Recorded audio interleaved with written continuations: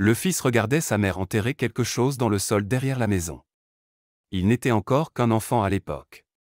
Des décennies passèrent, et il ne put retenir ses larmes lorsqu'il comprit enfin ce que sa mère avait enterré. Michael était un garçon de 4 ans qui grandissait dans une famille ordinaire en périphérie de Toronto. Leur vie était loin d'être luxueuse, les parents se tuaient à la tâche pour rembourser les prêts et offrir un semblant d'avenir à leur fils unique. Le travail ne leur apportait aucune joie, mais c'était ce qui maintenait la famille à flot, leur donnant l'opportunité de vivre sans jamais avoir de temps pour le bonheur. Chaque jour ressemblait au précédent, la même rue, la même course, les mêmes petites joies, et la même fatigue inévitable. Michael ressentait très tôt que ses parents n'étaient pas vraiment heureux, non pas parce qu'ils se disputaient ou criaient, non. Il y avait juste une lourdeur dans leur regard. Il ne savait pas l'expliquer, mais son petit cœur le pressentait déjà. Un jour, alors qu'il jouait dans la cour, il vit un chiot. Il était assis près du portail, grelottant de froid et de solitude, comme s'il était lui-même perdu dans ce monde. Michael s'arrêta, sentant quelque chose au fond de lui réagir. Le rêve d'avoir un chien vivait en lui depuis longtemps, il les voyait dans les livres, dans la rue, dans les publicités. Pour lui, le chien représentait l'amitié et la chaleur. Et voilà qu'il venait à lui. Il prit le chiot dans ses bras. Il ne résista pas, se blottit simplement contre lui, et ce contact était plus chaud que n'importe quelle couverture. Michael le ramena chez lui avec précaution, le mit dans une boîte avec une couverture, lui donna un peu d'eau de sa gourde et resta longtemps assis à ses côtés, lui caressant la tête. Quand les parents rentrèrent du travail, ils découvrirent une scène inhabituelle, leur fils, rayonnant comme une guirlande de Noël, penché sur une boîte contenant un chiot. Pour la première fois depuis longtemps, il semblait vraiment heureux. Mais le visage des parents resta réservé. Ils échangèrent un regard, puis s'éloignèrent pour discuter. À son retour, la mère dit doucement, « Si tu veux le garder, tu dois t'en occuper toi-même. » Nous ne pouvons pas, le garçon hocha la tête. Il ne comprenait pas encore toute la portée de ces mots, mais il fit la promesse comme s'il signait un contrat sacré. Le chiot fut appelé Chico. Il devint non seulement un animal de compagnie, mais un membre de la famille. Michael se levait plus tôt pour le nourrir. Il partageait sa nourriture avec lui, jouait avec lui racontait des histoires avant de dormir. Chico était un confident, un compagnon, un ami. Mais le plus étonnant arriva chez les parents. D'abord méfiants, ils commencèrent à sourire. Puis à le caresser, à rire lorsqu'il agissait de façon maladroite. Le père rentrait un peu plus tôt. La mère préparait un peu plus de nourriture, laissant des friandises pour Chico. La maison, autrefois remplie de silence et de fatigue, reprenait vie. C'était comme si Chico leur rappelait que l'amour n'est pas une obligation, mais une simple chaleur humaine. Cependant, le conte de fées ne dura pas. Après quelques mois, Chico devint léthargique. Il ne courait plus à la porte, mangeait mal, restait couché le museau dans ses pattes. Les parents l'emmenèrent chez le vétérinaire. Ils revinrent tard. Ils dirent que le chiot était malade, dépressif, et que pour guérir, il devait aller à la campagne, là où il y avait de l'espace, de l'air, d'autres animaux. Il y serait mieux. Michael ne voulait pas le laisser partir. Il serra Chico dans ses bras en pleurant, mais finit par céder. Il faisait confiance à ses parents. Il ne savait pas que son meilleur ami était déjà condamné.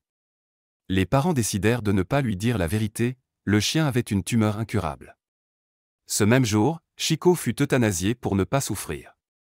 Ils l'enterrèrent dans le jardin, derrière la maison, dans un coin tranquille sous un vieil arbre. Michael resta silencieux pendant une semaine. Puis il commença à demander à aller voir Chico. Les parents inventèrent des excuses. Une semaine plus tard, ils lui dirent que Chico s'était enfui. Le garçon se figea. Puis il y crut. Il pensa que Chico rentrait à la maison. Il l'attendait. Il s'asseyait près de la fenêtre, sortait et l'appelait. Parfois, y apportait des friandises et les laissait devant le portail. Il espérait. Il croyait. Les parents souffraient. Chaque fois qu'ils croisaient son regard, ils se sentaient coupables, mais les mots restaient bloqués dans leur gorge. Comment dire à un petit enfant que son ami est mort? Il ne pouvait pas. Les mois passèrent. Puis les années. En grandissant, Michael relégua peu à peu le chiot au rang de souvenir. Il ne l'oublia pas, mais il s'éloigna en arrière-plan. Michael fit des études, obtint son diplôme universitaire, déménagea à Montréal, se maria, devint père. La vie suivait son cours. Mais la mémoire a ses propres règles. Un soir, alors qu'il était assis dans la cuisine, son fils dormait. Une douce lumière de lanterne entrait par la fenêtre. Et soudain, comme un éclair, il se souvint, le jour où Chico était parti, il avait vu sa mère sortir dans le jardin avec une pelle. À l'époque, il pensait qu'elle plantait des fleurs. Mais rien n'avait jamais poussé à cet endroit. Le lendemain, il partit pour Toronto. La maison vieillissait, tout comme le père, qui y vivait désormais seul. Michael frappa à la porte. Le père ouvrit et hocha la tête en silence, comme s'il comprenait tout sans un mot. Michael alla dans le jardin. Il retrouva l'endroit où sa mère avait un jour creusé la terre. Le sol céda rapidement, comme s'il voulait révéler la vérité lui-même.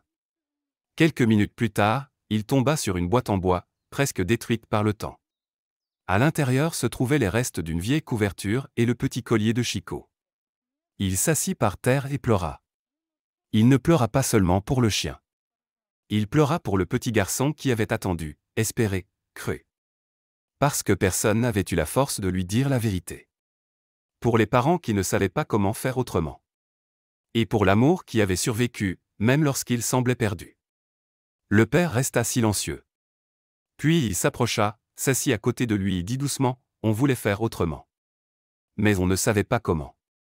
Tu me pardonnes ?» Michael hocha la tête, « Ça me fait mal de ne l'apprendre que maintenant. Mais je comprends. Je regrette juste de ne pas avoir su plus tôt.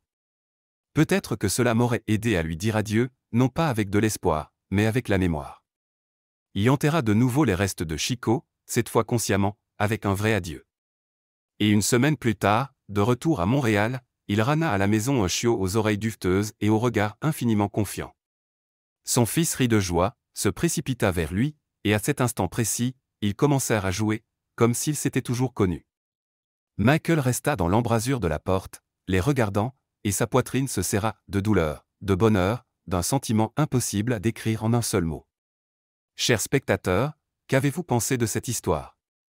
Dites-le nous dans les commentaires. Et si vous avez aimé cette vidéo, mettez un like et abonnez-vous à notre chaîne. Au revoir.